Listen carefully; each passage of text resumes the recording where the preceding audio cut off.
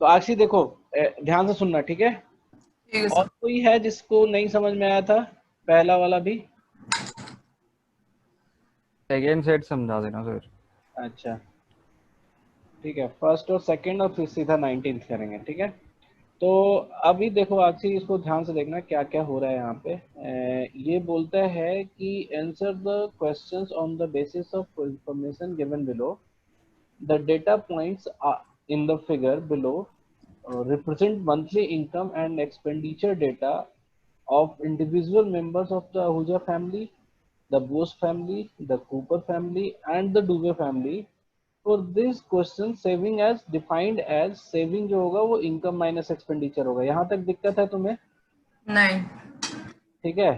अच्छा, ये dual data है। जैसे मान लो कि यहाँ पे है, जैसे मान लो ये आहूजा फैमिली का एक मेंबर जिसकी इनकम जो है वो 3000 से थोड़ी ज्यादा है, मतलब लेट्स से 32,000 मान लो कि है, ठीक है। सॉरी 3200 थर्टी है। टू हंड्रेड हाँ, तो इसकी एक्सपेंडिचर कितनी है? It's almost in the middle of this. तो एक्सपेंडिचर इसकी 500 है। बात समझ में आ रही है ना? जैसे ये एक्सपेंडिचर के लिए है, ये वाली एक्सेस, और ये इनकम के लिए है। तो ये वाला जो लाइन होगा, यहाँ जो कट के आया वो हमारा इनकम दिखाएगा, और यहाँ जो कट के यहाँ जो आएगा ये हमारा एक्सपेंडिचर दिखाएगा। ये बात समझ में आ रही है? हाँ जी। ये समझ गई थी तुम? लेट मी चेक कहाँ पे तुम फंसी हो। ये समझ गई थी इसको कि यही नहीं समझ में आया था? नहीं, मुझे मतलब ये तो पता था कि ये इनकम का एक्सेस एक्सपेंडिचर का, बट मैं ऐसे वैल्यू नहीं देखा था कि नहीं, मतलब। तो वैल्यू देखने की जरूरत नहीं है, मतलब value is not that important point, but value किस रेंज में आएगा ये तो समझ गए ना कि हाँ, आप इसकी। समझ रहे हो। हाँ, मतलब I am not very sure कि 3200 ही है। मेरी बात समझ में आ रही है ना? इसकी जरूरत नहीं है। अगर अगर मान लो अगर डिस्क्रीट नहीं दिया रखा है तो बेसिकली इसकी जरूरत नहीं है, डिस्क्रीट नहीं है तो। बट ये तो हम बता सकते हैं ना कि किस रेंज में है। अगर ये ऑलमोस्ट बीच में है तो ये 500 के आसपास होगा ना। हम्म। ठीक है, तो यहाँ तक तुम समझ गए थे। चलो ठीक है, अब देखते हैं आगे क्या प्रॉब्लम आती है। ये क्लैरिटी आ गई हमारी। फिर हमने कहा कि रिकॉर्ड तो हो ही रहा होगा ना। फिर हमने कहा कि इसके बाद जो क्वेश्चन है, हमने नहीं मतलब ये जो लाइन है बीच में, ये वो लाइन है जिसमें इनकम और एक्सपेंडिचर बराबर होगा। ऑफ कोर्स 45 डिग्री वाला लाइन जो होता है, जैसे इस पॉइंट पे जितना एक्सपेंडिचर है उतना ही इनकम है। ये भी बात समझ में आ गई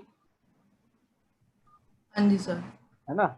बताना कहाँ पे तुम रुक रही हो, मुझे वो समझना है कि at what point you are मतलब जस्ट बीइंग होपलेस की तुमसे नहीं होगा। हाँ?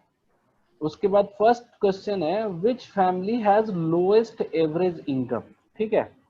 अब मान लो कि हम आहूजा फैमिली की बात करें तो इसकी एक इनकम 3000 से प्लस है, एक इनकम 3000 के आसपास है, और एक इनकम 3000 से थोड़ा सा कम है।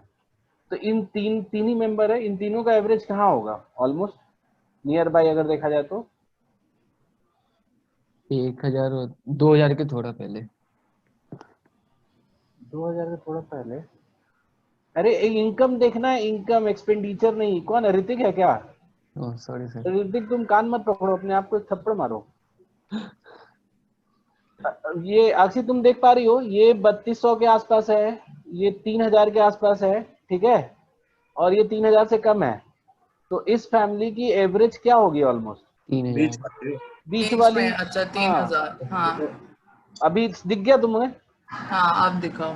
Was it tough to understand? नहीं नहीं, अब तो मतलब हाँ, पहले नहीं देख पाई थी मैं पर ऐसे। क्यों नहीं देख, तुम डरते क्यों? इसमें कुछ ऐसा था जिसमें मुझे कुछ अलग से बताना पड़ा तुम्हें? नहीं। आई माई पॉइंट इज कि तुम अपने अपने कैपेबिलिटी के अंदर जो भी प्रॉब्लम लाई करता है उसको तो करने की कोशिश हमें करनी चाहिए, ठीक है। तो अब ये है हमारा लोएस्ट एवरेज इनकम पूछ रहा है, तो हमने आहूजा फैमिली का देखा, इट्स वेरी हाई। फिर हमने ये वाले का, जो व्हाइट वाले का है, व्हाइट बॉक्स किसका है? कुमार फैमिली। कुमार फैमिली का एक यहाँ है, एक यहाँ है, और एक यहाँ है, तो इसका एवरेज ऑलमोस्ट इसके बराबर होगा। ये दिखा? नहीं, ये तो नहीं आया समझ। ऐसे देखो, ये इनकम है ना, ये एक यहाँ पे है, एक यहाँ पे है, और एक यहाँ पे है, तो बीच वाला ऑलमोस्ट होगा ना एवरेज। अच्छा ऐसे, ठीक है। हाँ मतलब जो बीच वाली फिगर है ऑलमोस्ट यही एवरेज होगी। जैसे एक की इनकम मान लो 400 है, एक की 500 है, एक की 600 है, तो एवरेज 500 होती है ना। हाँ हाँ हाँ। तो अगर 415 है और 600 कुछ है तो एवरेज में तो लगभग 500 ही तो गिरेगा ना। पॉइंट ये है कि मतलब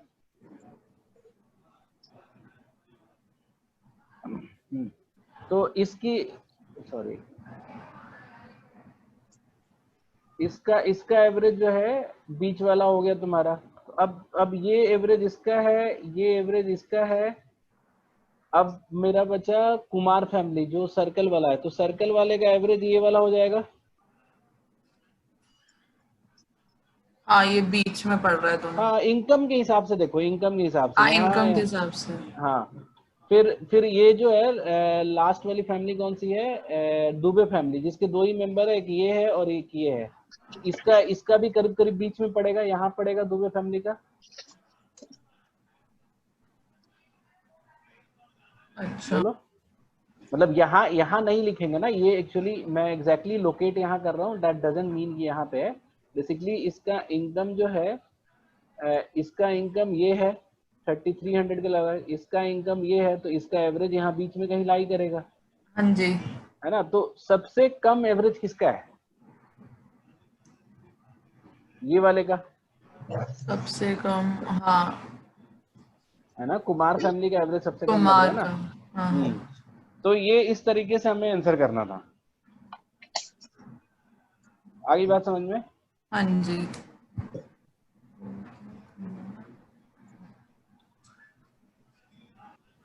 थोड़ा सा और पुश करना पड़ेगा तुमको अपने दिमाग को, ठीक है, क्योंकि it's not about this DI, it's about similar any DI.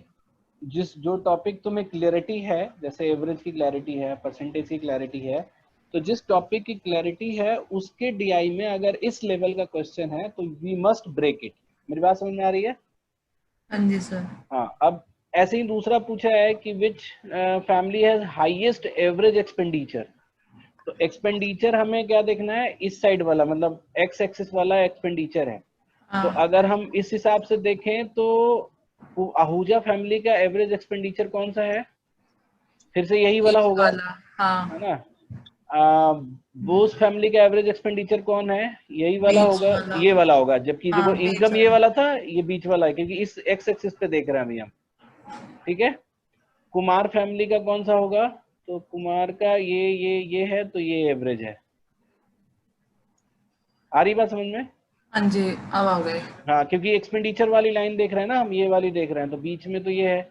और दुबे फैमिली का जो है वो है तुम्हारा इन दोनों के बीच में, वो लगभग यहाँ कहीं गिरेगा। तो क्या पूछा है, highest highest average highest expenditure, average expenditure. तो which will be of course Dubey family Dubai. का होगा। हाँ ठीक है, ऐसे अब चेक कर लोगे ना। हाँ हाँ अब मुझे मतलब पता लग गया। हाँ तो अब तुम थोड़ा स्ट्रगल करना, फिर डाउट आएगा तो पूछना।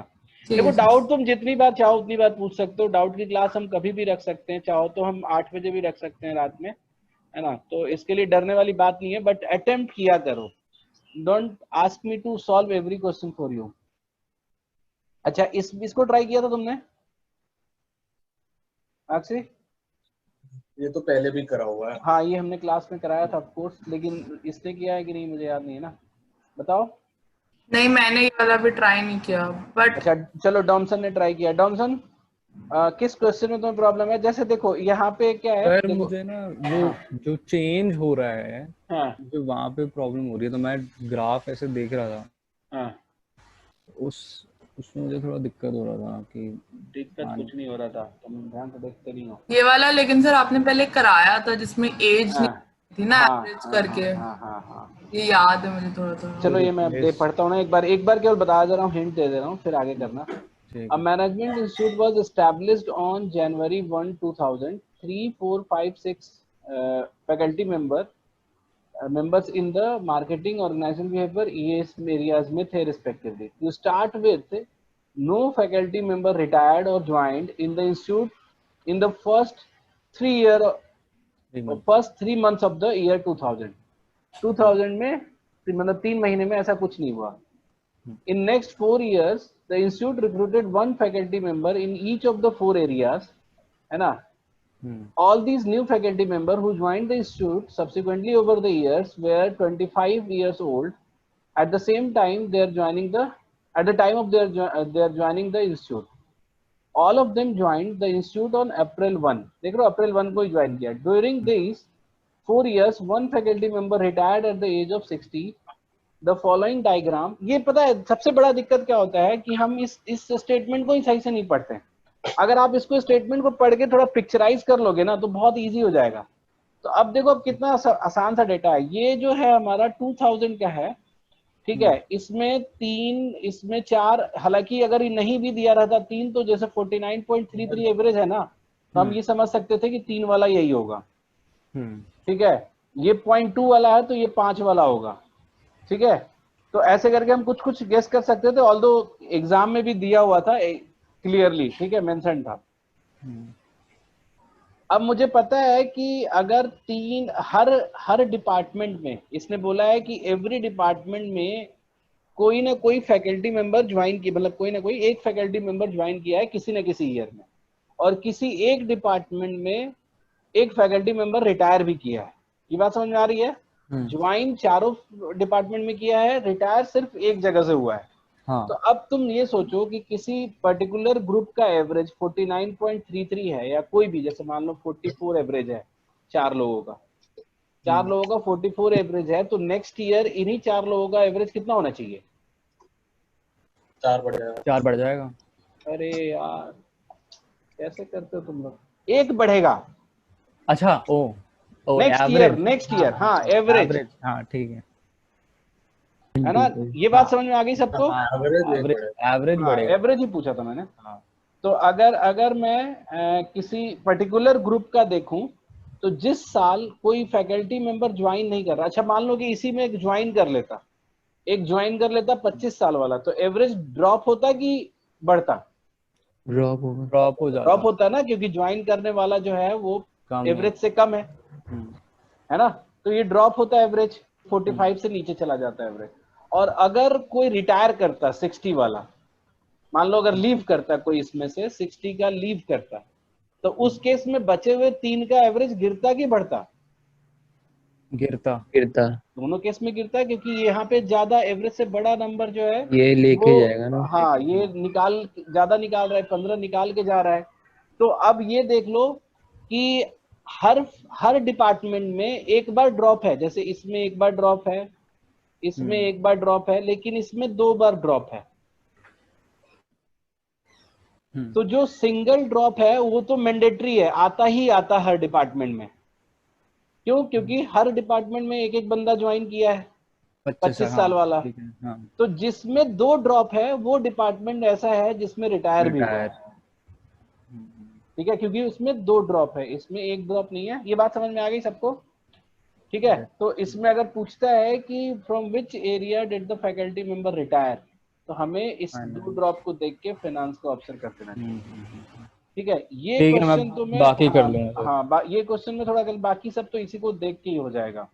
अब ये देखना था कि दोनों ड्रॉप में से कौन सा ड्रॉप रिटायरमेंट का है, तो वो चेक कर सकते हो तुम, ठीक है, इजिली.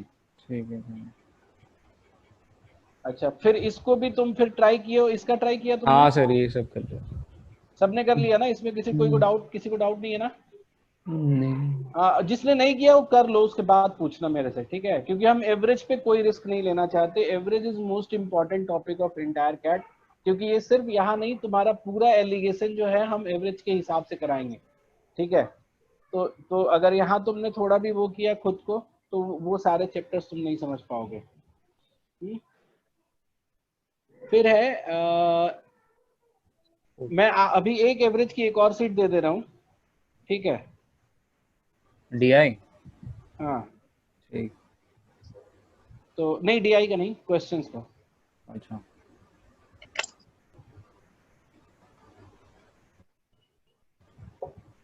फिर हम चलते हैं 19 पे. 19 नहीं, 20 वाला सेट. ये वाला सेट ना? हाँ. चलो इसको ध्यान से पढ़ो. मतलब बेसिकली सौरभ, मैं ये भी कहूंगा कि ये भी ऐसा कुछ भी नहीं है कि we will use something else this, लेकिन हाँ, ब्रेक करना तोड़ना आना चाहिए. ये देखो, ये बोलता है कि answer the following question on the basis of information given below. 54 employee of a company called MJF, ठीक है, are spread across 4 different offices. ये सब offices हैं हमारे. ध्यान से सुनना, मैं जैसे तुम लोग पढ़ रहे हो वैसे ही मैं पढ़ूंगा अभी, क्योंकि ये क्वेश्चन मैंने बहुत पहले किया है, मतलब 3-4 साल पहले किया है, तो it's comparatively new for me. तो उसके बाद बोलता है 4 different offices with each employ working in exactly one office. मतलब एक एम्प्लॉय जो है किसी एक ऑफिस में ही काम कर रहा होगा, 2 जगह नहीं काम करेगा. The table given below shows the office wise distribution of employees.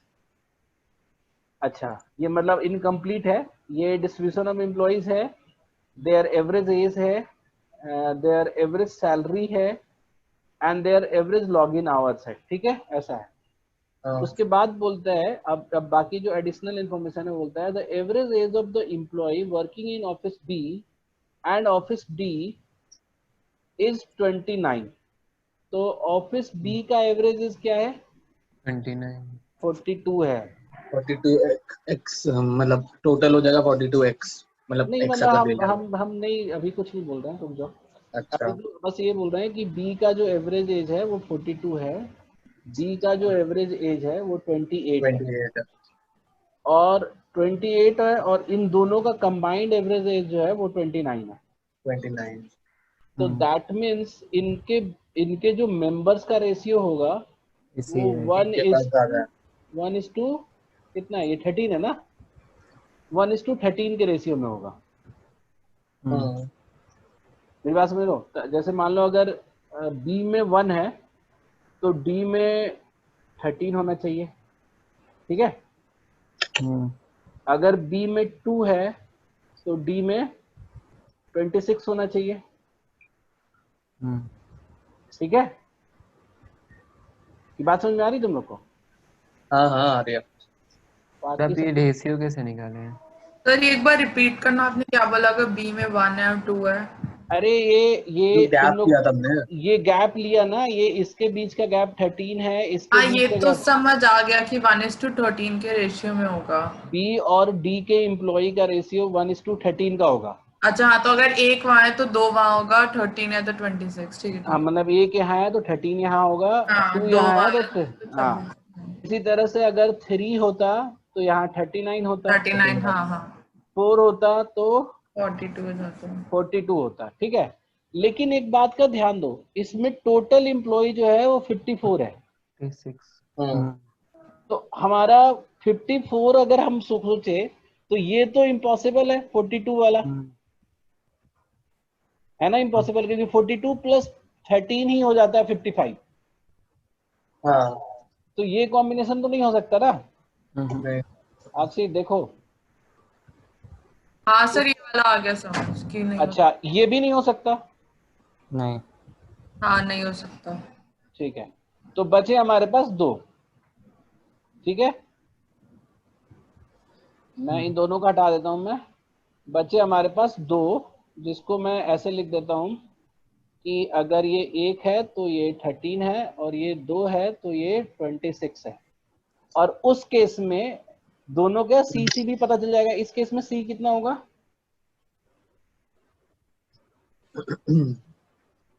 बताओ? टोटल 54 है ना, तो 54 माइनस 27 ही होता है. और इस केस में कितना होगा? 54 माइनस 41 13. ये बात समझ में आ गई?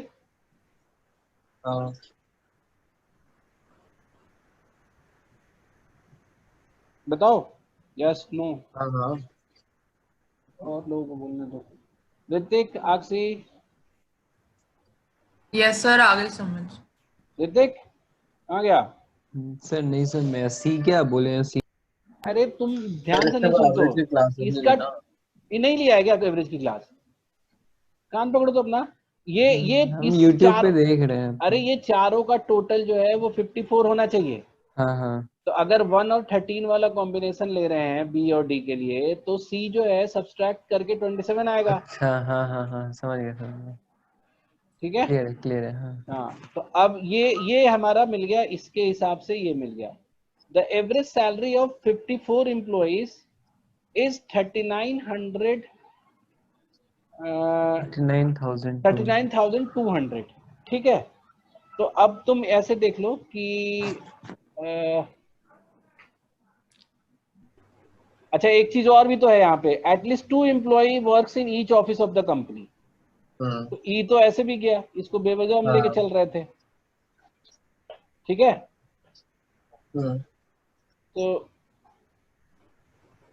ये हमारा गया। अब तो सब आसान है ना। अब ये बोलता है एवरेज जो है 39,200 है, तो हम सी का निकाल सकते हैं। कैसे निकाल सकते हैं? ये 40 into 13 plus 2 into x plus 30 into 36 13 into 36 plus 26 into 42 divided by 54, ये हमारा 39,200 होना चाहिए ना। तो अब तुम या तो ऐसे निकाल लो, या ये तो खैर लंबा मेथड है ना, इसको ऐसे मत निकालो।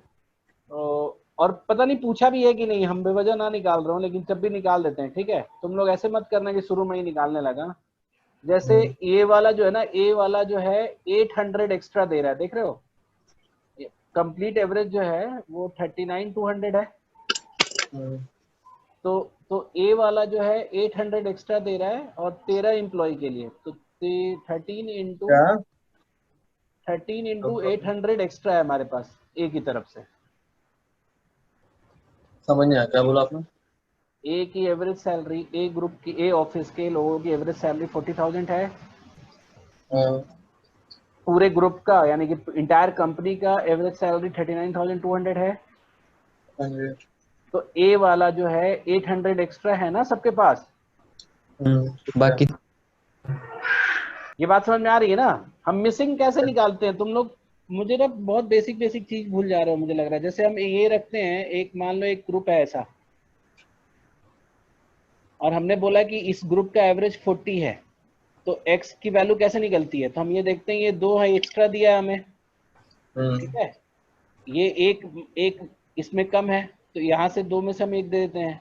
ये 2 कम है, ये 3 एक्स्ट्रा है, तो हम क्या करते हैं, ये एक्स्ट्रा इसको दे दिया, इधर से हमारे पास +2 बचा, तो ये +2 इसको मिलेगा।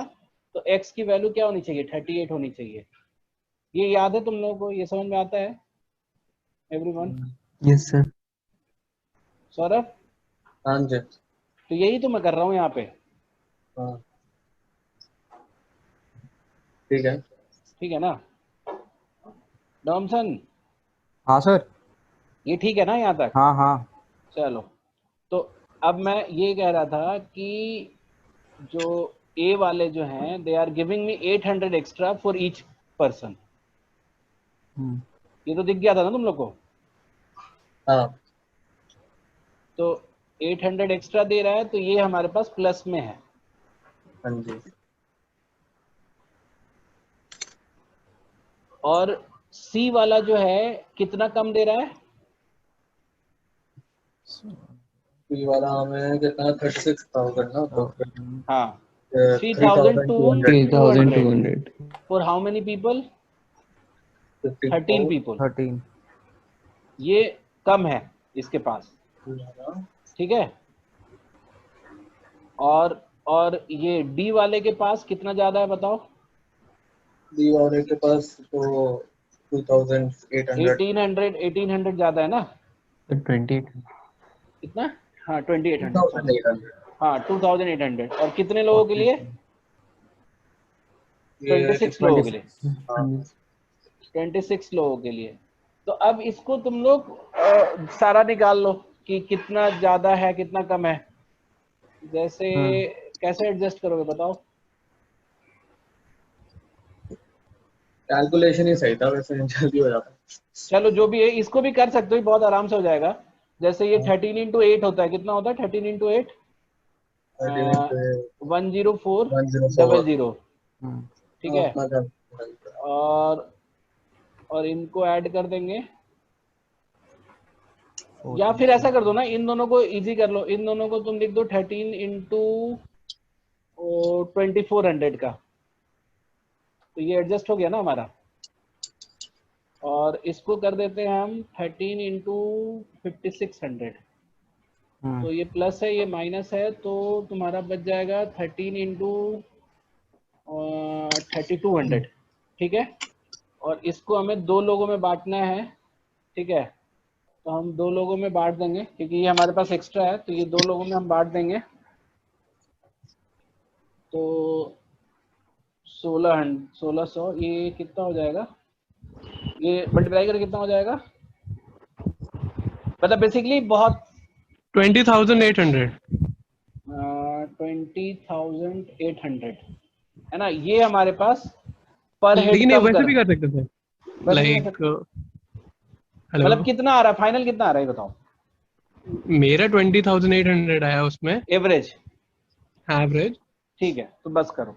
नहीं, एक सेकंड, हाँ लाइक थर्ड ये भी तो कर सकते थे, ए और सी का एवरेज निकाल लिए, हाँ फिर ए और सी से एवरेज निकाल के डी से एवरेज निकाल लिए, फिर हाँ, बी और डी का एवरेज निकाल लेते हैं। जो भी मन करे कर लेना, इसमें मल्टीपल वे में हो सकता है, कोई दिक्कत नहीं है, ठीक है, ये सबको क्लैरिटी है ना, ये निकाल लोगे ना, बताओ अक्षी, ये तो निकल जाएगा ना, हाँ हाँ निकल जाएगा। It's not a big deal, ठीक है। उसके बाद बोलते हैं कि average age of the employee working in each office is integer, तो मतलब यहाँ पे भी एक इंटीजर वैल्यू होगी, ठीक है, जो भी होगा। अब बोलता है कि if out of total employees in office A X are transferred to B and remaining to D, remaining to office D, the average age of the employee working in office B and D increased by 3 and 10 respectively, ठीक है। अब ये करो, देखो हमारे पास A में है 13 लोग, ठीक है, और B में है हमारे पास, B में है कितने लोग, 2, और D में है हमारे पास 26, ये तो पीपल है। और बी का जो एवरेज एज है, बी का जो एवरेज एज है वो कितना है 42, और डी का जो एवरेज एज है वो है 28, ठीक है। अभी बोलता है कि ए में से क्वेश्चन पूछता है कि out of total employees of office A X transfer to B, X को हमने यहाँ दे दिया, तो ये 2 + x हो गए, है ना, और बोलता है कि बाकी को, बाकी मतलब 13 - x को हमने यहाँ दे दिया, तो b का जो है वो बढ़ जाता है 3 से, ठीक है, और d का जो है वो बढ़ जाता है 10 से, ठीक है। So what is the average age of employ working in office A, ये तुम्हें बताना है। तो ये बताओ,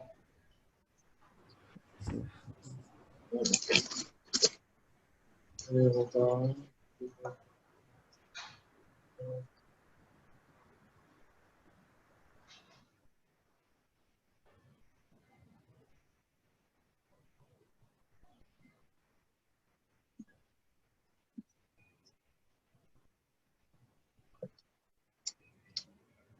बोलो, ऑल्दो तो मैं इसको कैन नॉट बी डिटरमाइंड बोल देता, डेटा इनसफिशिएंट पहले बोल देता, but since they have written here कि average age of employ working in each office is integer, तो थोड़ा सा डाउट है कि कुछ हो सकता है इसमें।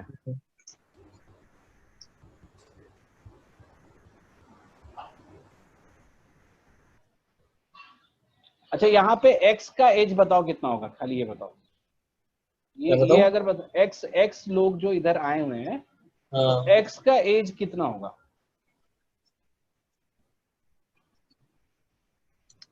अच्छा x, अच्छा जो कंट्रीब्यूट कर रहा है 3 और तो जैसे B में, x का एज क्या होता है कि जैसे मान लो अगर जो आने वाले हैं इसमें x ऐड हो रहा है ना इस ग्रुप में, तो आने वाले का एवरेज अगर 42 ही होता तो एवरेज में कोई चेंज नहीं होता, लेकिन वो यानी और कि हाँ, तो 42x तो लाया ही होगा, 6 और प्लस लाएगा, में 6 नहीं ना, अपने लिए भी तो 3 लाया होगा ना, तो x + 2 के लिए 3 और लेके आया, के लिए तो 3 लाया, तो 3 लोगों के लिए हाँ, 9। तो 3x + 6, ये वो लोग हैं जो यहाँ पे आए हैं, बी में आए हैं, 2x प्लस 2। हाँ ठीक है। ठीक है। अच्छा डी का टोटल मतलब ये उन लोगों का टोटल है, हाँ डी का यही क्या। टोटल कितना होगा बताओ, मतलब डी में जो आए हैं मतलब 13 माइनस एक्स लोगों का टोटल कितना होगा। तो ये होता इसका कि अगर 26 एवरेज के है। बराबर ले आते हाँ 26x तो प्लस 28 ना, 28 है। 28 है। हाँ तो 28 के बराबर लेके आते, ये एवरेज है। 28 के बराबर ले आते तो एवरेज में कोई चेंज नहीं होता, लेकिन 10-10 बढ़ा है तो सबके लिए 10-10 हाँ और लेके आया होगा। तो सब कितने हैं, 26 प्लस 13 माइनस एक्स, ये सब है, और हाँ सब जी। के लिए 10-10 और लेके आया। तो यानी कि ये टोटल जो हो गया हमारा 45x प्लस 6, ये टोटल हो गया हमारा, ये कितना होगा बताओ जरा सा।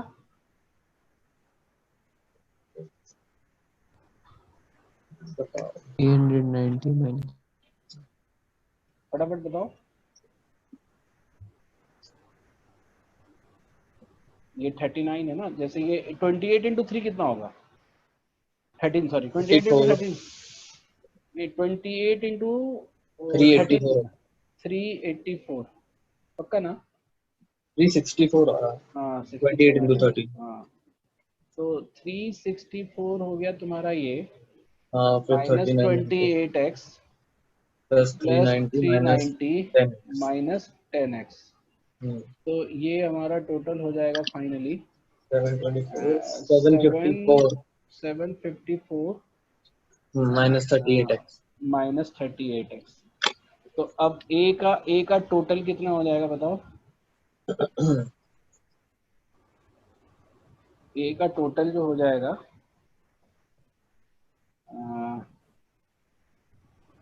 बताना जरा सा, इस दोनों को जोड़ देंगे ना तो 760 माइन प्लस 60 में 45 माइनस 38x ना, तो 7x हो गया, ठीक है। ये का टोटल है, ठीक है। अब ए में हमको डिवाइड कितने से करना है, टोटल जो है ए का, तो इसको डिवाइड करना है तुम्हें 13 से, 13 से। तो अब ये ध्यान रखना है कि ये डिवाइड होके भी इंटीजर बने इंटीजर होगा। और x भी 13 से कम होना चाहिए हाँ जी। और इंटीजर होना चाहिए। नहीं हाँ हो रहा इंटीजर। मतलब जैसे अगर हाँ हम 1 रखेंगे, 1 से 1 रखेंगे तो कितना होगा, 83 आएगा। हाँ मतलब अब इसको अगर इसको थोड़ा नहीं बढ़ा होगा। देते हैं, तो अगर हम इसको चेक करें, ठीक है, ऐसे करके चेक करें, कभी नहीं होगा। तो 1 रखेंगे तो 767/13 ये कितना आता है, ये नहीं कट रहा है ना, 59 आएगा। आ रहा है क्या, ये कट रहा है। हाँ हाँ 7 तो ये तो ठीक ही है। अगर 2 रखोगे तो तुम्हारा 2 रखोगे तो बिल्कुल नहीं होगा ऑफ कोर्स। हाँ नहीं होगा हाँ सर। क्योंकि इवन अब हो हम 2 रखेंगे ना तो 7 बढ़ता जाएगा ना। हाँ फिर तो होगा ही नहीं अनलेस वो 13 के उसमें चला जाए, मतलब 91 हो जाए। हाँ x is transfer to b तो लिखा हुआ है, तभी तो हम बोल रहे हैं ना कि जो x है वो हमारा इंटीजर होना चाहिए, क्योंकि x नंबर ऑफ हाँ पीपल है, वो भी हाँ इंटीजर होना चाहिए। तो ये भी तो लिखा हुआ है कि रिमेनिंग डी में चले गए, तो हाँ ए में कोई नहीं बचा। तो रिमेनिंग हमने किया नहीं है 13 माइनस एक्स। तो रिमेनिंग मतलब जितने भी थे रिमेनिंग। नहीं, ए में जितने भी रिमेनिंग है, तो ए में 13 एम्प्लॉय थे ना भाई। हाँ तो एक्स चले गए बी में, उसके हाँ बाद जो भी बचा वो डी में चला गया, तो 13 माइनस एक्स तो 0। 0 मतलब हाँ? 0 कैसे, जैसे x हम b में भेजे तो d में हाँ 13 माइनस एक्स भेजेंगे, हाँ तो हाँ x आने से 3 बढ़ा है यहाँ पे। हाँ तो मतलब क्या, ए का एवरेज निकालना है ना।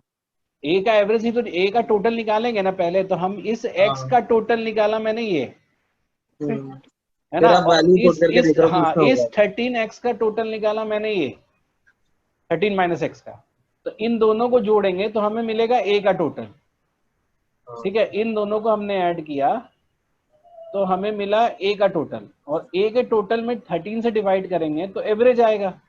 तो मेरा पॉइंट ये है कि इस पूरे कंडीशन में ये सेटिस्फाई करना होगा कि x भी इंटीजर हो और 13 से कम हो, क्योंकि x ट्रांसफर हुआ है b में, और 13 से कम होना चाहिए, मतलब 15 ज्यादा 16 नहीं होना चाहिए। और x जो है ऐसा भी होना चाहिए कि इसको रखने पे डिवाइडेड बाई 13 करने पे इंटीजर आए।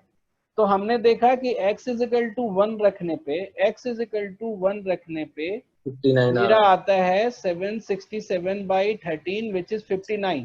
This suits my requirement. Next x जो हमारा देगा इंटीजर, वो कब देगा? जब हम 13 के मल्टीपल में आगे बढ़ेंगे, है ना, यानी कि 14 रखेंगे जब, हाँ जी, सीधा। तो x 14 रख नहीं सकते हम, रख नहीं सकते, है ना, तो तब आता फिर दोबारा इंटीजर आता हमारा। तो इस केस में ओनली अवेलेबल, यहाँ फिर से इंटीजर आता, लेकिन x 14 ले नहीं सकते, तो only available option is this. ठीक है, ठीक है, तो यानी कि जो a का जो एवरेज है वो होगा 59, और अगर तुमसे पूछा कि how many people has been transferred in b, तो हम बताते 1। अब बात समझ में आई तुम्हें?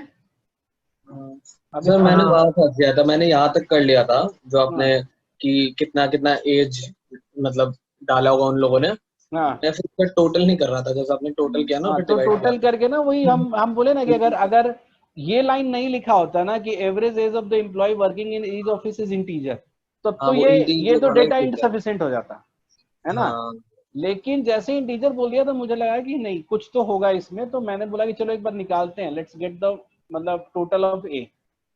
हाँ, अभिनव समझ में आया तुम्हें? बढ़िया। हाँ हाँ हाँ हाँ हाँ। फिर क्या है, ठीक है, सैलरी ऑफ द एम्प्लॉय। अब हम करते हैं नेक्स्ट। अब तो हो ही जाएगा ना, अब तो सब पूरा टेबल फिल हो गया तो। अच्छा, टेबल से ही है क्या? What is the average salary of the employee working in office B? अच्छा देखो, अब यही बात होता है, अगर मान लो फर्स्ट वाला नहीं भी होता तुमसे, लोग क्या हाँ, करते हैं ना कि जैसे क्या होता है कैट में कि कभी कभी सबसे टफ वाला ना सबसे पहला दे देते हैं। अब तुम इसमें फंस गए ना तो तुम आगे ट्राई ही नहीं करोगे, तुम्हें लगेगा कि टफ है। ऐसा कभी नहीं करना चाहिए कैट में। अगर क्योंकि देखो यहाँ पे क्या है कि मैं कर रहा था, तुम लोग आपस में खुद से किए तो नहीं हुआ था ना, तो ये हो सकता है कि एग्जाम में भी इतनी कम्प्लेक्सिटी में तुम फंस जाओ।